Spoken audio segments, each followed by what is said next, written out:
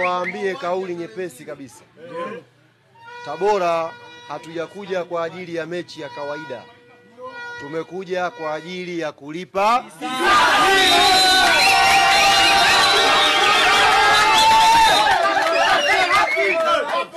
Tumewaambia wenzetu wa Tabora United, ule uwanja jua liwake, mvua inyeshe, kisasi cha Yanga kitalipwa.